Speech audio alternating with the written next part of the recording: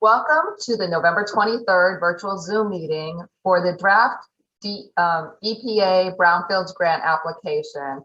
The subject of this meeting tonight is the former YMCA properties located at 337 and 341 through 351, 353 Main Street, Norwich, Connecticut. The city of Norwich is applying for a grant for $650,000 to remediate the property.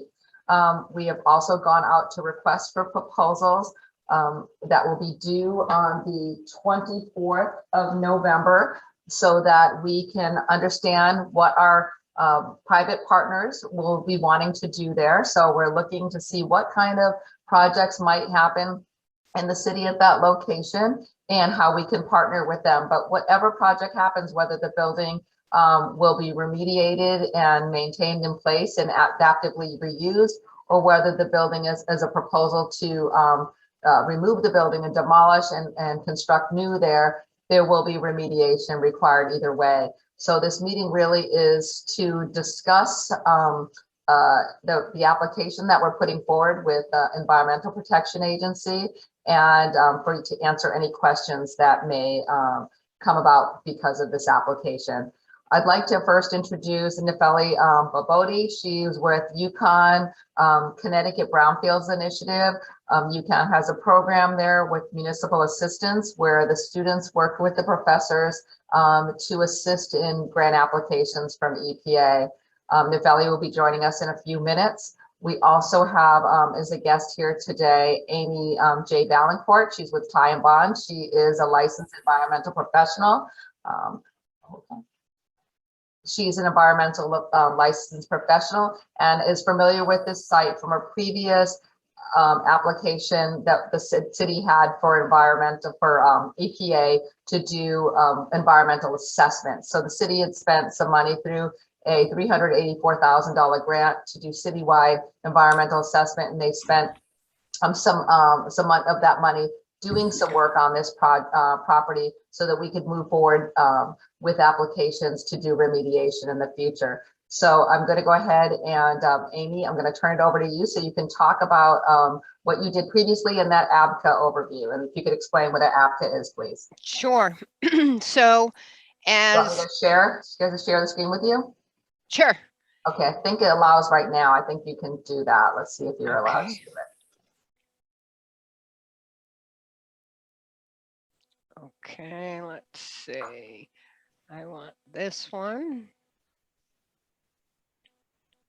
Okay. And Dr. Nefeli Babodi, welcome tonight to the meeting. We have just started and introduced what we're here for this evening and talk a little bit about the program. Okay. Hello, everyone. Hi, Nefeli. So Amy's going to talk a little bit about the ABCA, but while she's preparing to do that, why don't you speak about the UConn CBI program, municipal assistance? I just talked about it, but I'd like you to chime in.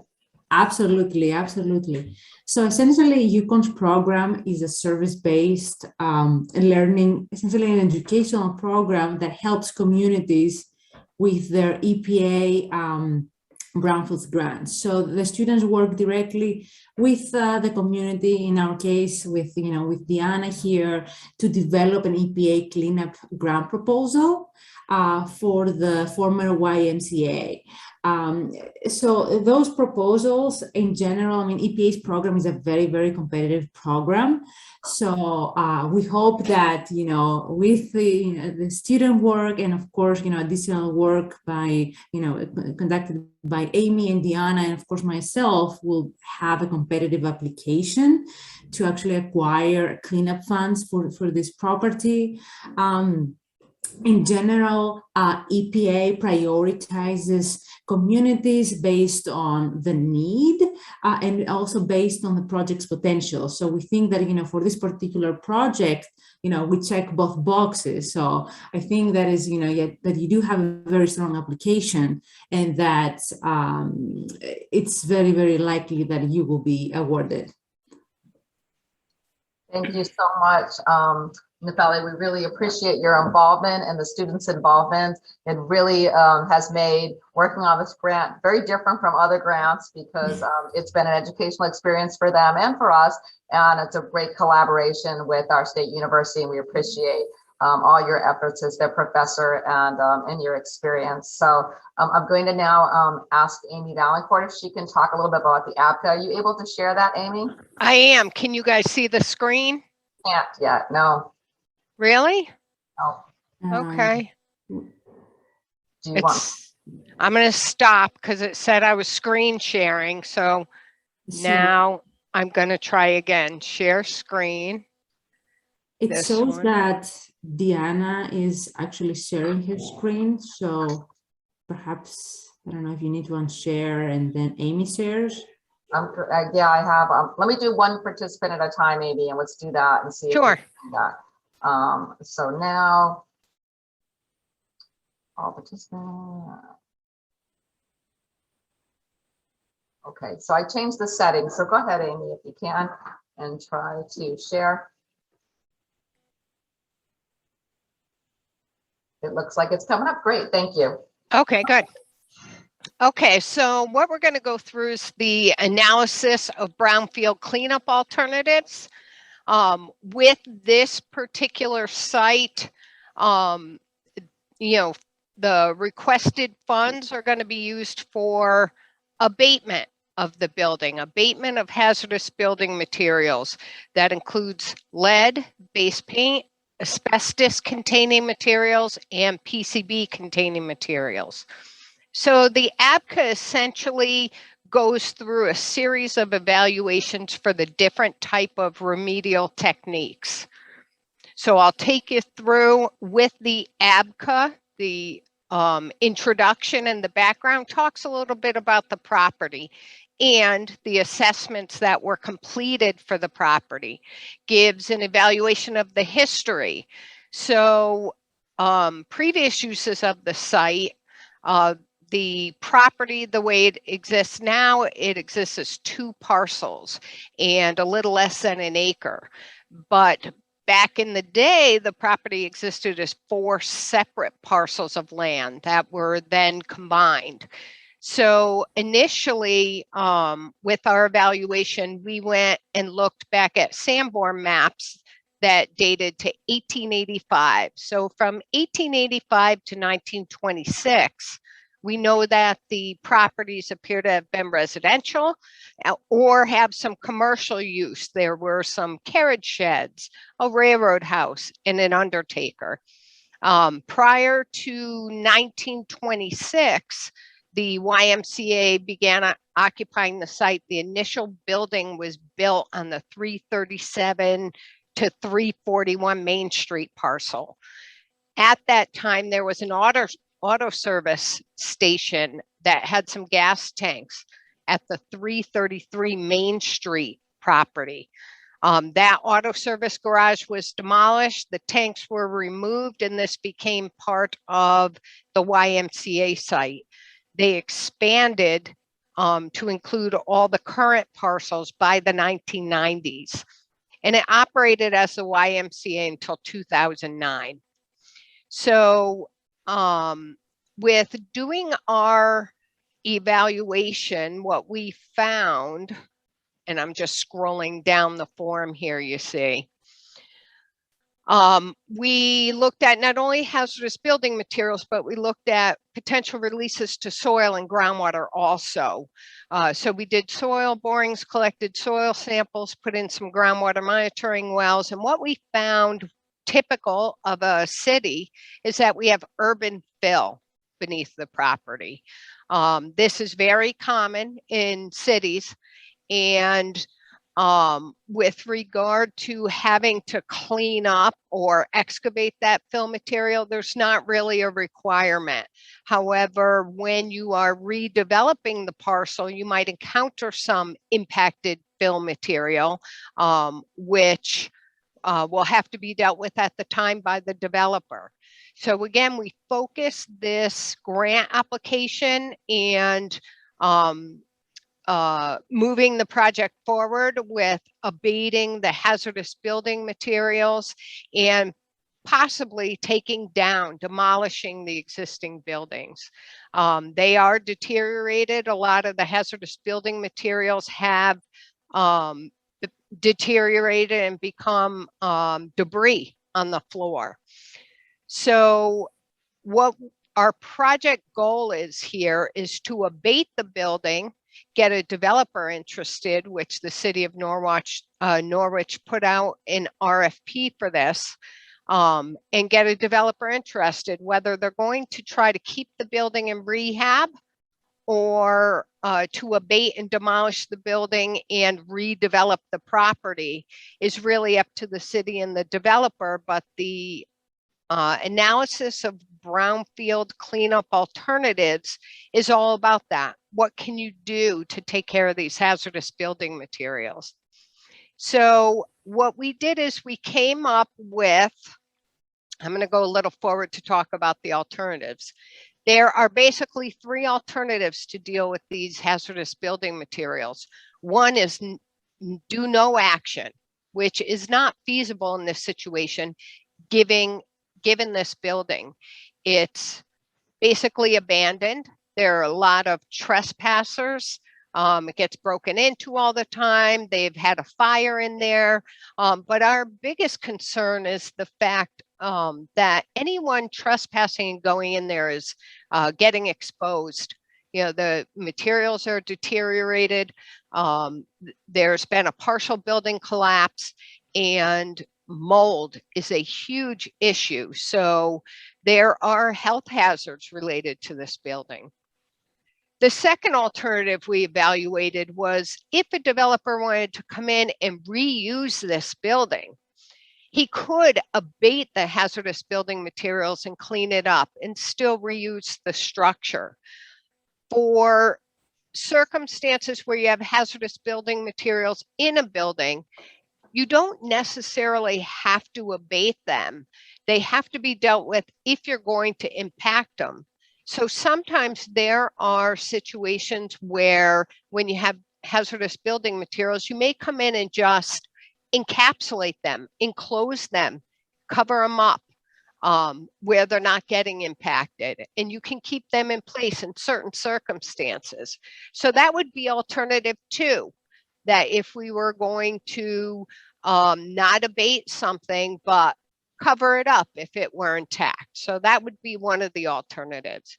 And then the third alternative is just abate it and get rid of it. And really, that's the preferred method for this particular building. There are a lot of regulations that apply to abatement and handling of hazardous materials.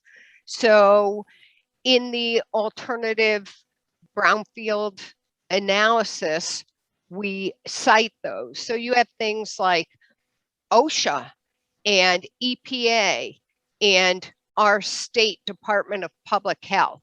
So you have to have these licensed contractors come in to do the abatement. The abatement has to be overseen by a state of Connecticut licensed project monitor, and it requires air sampling and other things. So in our analysis, we basically give a description of the different alternatives, the effectiveness of the alternatives, and of course, something like alternative one, the do nothing, that's not effective in this situation. And then we also look at the implementability of these actions.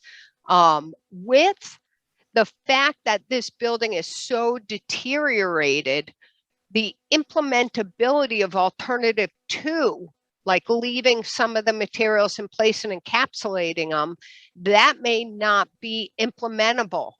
And I'll show you some photos after I go through this. Implementability of alternative three. Now that's the easiest. You know, you get the funding, you go in, you remove everything, and then the developer has, you know, a clean slate to start with. And last but not least, we look at cost. So the alternative one, not doing anything, there's no cost. The option 2 for management in place, we didn't develop a cost for that because really that alternative would be dependent on a developer and his reuse plan. Alternative 3 for abatement of everything, we put together the cost, and this is the basis of the EPA grant application that UConn is working on.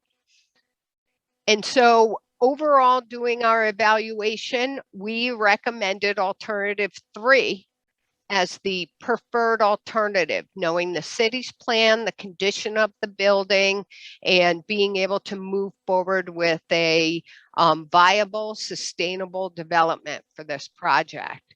And just while we're sharing here, Deanna, I'm going to go through a couple of the photos. You're going to like this. Well, thank you. So here is an example of the interior of the building when I talk about deteriorated materials. So we have things like PCB paint. And so this is all coming off on the ground. Anybody walking through it is tracking it. We have pipe insulation that is asbestos containing that has come down and is on the floor. This would be considered a significant hazard. And I like this one because I call this one the atrium. This is actually moss, right? And if I go through, if this will let me advance some of the pictures. Okay, maybe this one won't. No, okay. I thought maybe this would let me go through and show some of the other pictures, but it doesn't seem to advance here. Oh, this one will. Okay. So let me go forward a couple.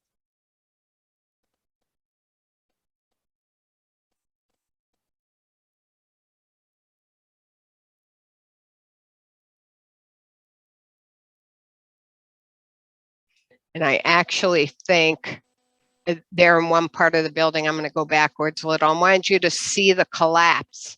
So it's very, the roof has collapsed in portions of the building. And what we get is all the materials coming down. You can see, the water in this one here, you can see outside, you see sunshine. This is an interior room.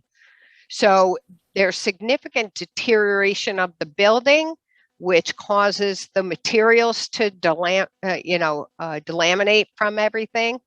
And then you get, trespassers coming in and walking through, and, the situation just, it's boarded up right now, but it in general presents a hazard. And that would be it, Deanna, unless you had some questions. So thank you, Amy, for going over the ABCA, and thank you, Nefeli, for explaining the relationship that we're having, the city has with UConn and the CBI program right now, and the Civil Assistance program. So I'm going to open it up next to questions, and we have one person on here, Rupal Parekh, and you can correct me in your saying of your name. If you'd like to speak, you can unmute yourself, but I'm going to ask you to say your name, spell your, actually, you don't have to spell your name because I have it right here on the screen. But if you could tell us about where you live, if you live in Norwich, and then ask your question. So let me unmute you. It looks like you are unmuted now, so go ahead. Thank you. Unfortunately, I'm not a community member. I'm actually working with Nefeli. Yeah. I'm also an assistant professor, but I'm in the School of Social Work. So my work with you all, hopefully, or with other communities, will be focusing on community engagement. So yeah, so, I'm just here to learn about kind of the different projects that are happening in different communities and the different proposals. And so thank you for having me. Excited to be here. you for coming. So yeah, well, the city's really excited to see what these RFP comes back this week and tomorrow's the day, and to see what kind of exciting projects. There's been quite a bit of interest, but you never know if people are just looking or if they're actually going to submit a proposal. So we're kind of curious to see what comes in and move that forward. And we appreciate, working on this grant application. It's due soon, and the city, one of the commitments we have is to, as a partner with the whoever the selected developer is to try to get the brownfields cleanup money. So whether it be EPA or whether it be DECD or both, which is great, because we would be able to use, if there was a demo, we would not use EPA money for that, but we could use that towards the with the DECD money. The building is not on the National Register, and it's not in the historic district or anything like that, although it's a wonderful historic district adjacent to it. And so any new building, I'm sure, would complement that and in any way, even if it was a brand new, different type of building. Doesn't have to be a historic building, but I think that this has been somewhat of a distraction, this building, and detracts from our downtown. We have a community that is distressed, and it feels very dark there. It feels like there's crime, and it does lend to people coming there and having some social issues that are not what we necessarily need in our community. So this is really a step forward. I was hoping we'd have some more members of the public here tonight and reporters from the newspaper. They did get an alert, but we appreciate you being here and working with you as far as the community engagement part of the application. We will be including our redevelopment agency on, we have discussions about the proposals, because they have been instrumental on other grants, the other EPA grant that we have for citywide assessment. They like to keep their hands in things and be involved, and they are made out of citizen volunteers, so they're really important. Plus we on that board, as well as we, not a member of the board, but kind of a de facto member, is the Three Rivers Community College, the professor there, and students, and multiple students. So we always engage them as well. So we're hoping to really catch a wide net of people so we can address these social justice issues and just quality of life issues overall for the people of Norwich, the people who live here, work here, and just visit. We want it to feel safe and clean, and just be healthy, just be a healthy environment for everyone. So if there's no other questions, Nefeli, would you like to say anything? With respect to the application, with respect to the program, I'm happy to explain any. No, I mean, so what's going to happen with this recording, since we don't have a lot of people here, is it's going to go up on our website. We'll put it on our webpage, and people to be able to follow up and ask questions. They can contact me, and so if there's any last things that you'd like to share, this is a great opportunity to do that. In general, I mean, we are very, very grateful that, we're working with you, and our students are actually learning, they do receive hands-on education on what is a Brownfield project and how to actually request funds from EPA. So it's a great experience for our students, for sure. And, we are happy that we can help with the application and hopefully bring some funds for the city. I mean, being a Norwich resident, I know exactly the area, and it's an absolute necessity that this site becomes redeveloped. Right? It's exactly opposite from the post office, a beautiful, beautiful building there. Also the theater, the Majestic Rose, right? So it's an absolute necessity that this, will get funded, and then the developer will come in to put it back to effective use. So I have a good feeling about the application. I have a good feeling too. The Majestic Rose is in the process of being converted to a hotel, a boutique hotel, which is directly across the street. And it is a gateway into the city from the east side, coming in, and that leads you directly. A lot of people go to the casino, and both casinos, and they go that route. So a lot of people that are passing through, that's one of their first experiences in the city. When you get to downtown, they may have reached the outskirts of the city, but that's the first time you feel like you're in a downtown, and it's not the most attractive thing. But the reuse of the building, if it could be saved and someone, we're interested in seeing what someone might want to do if they do want to save it and what kind of remediation they do there. But I thank you all for your time tonight, and Amy doing a great job explaining the ABCA, and Nefeli as well. And thank you for visiting and being part of this meeting tonight. And so I'm going to close this meeting at 6:26 p.m. So thanks so much, guys. Thank you. all. Take care. Bye-bye.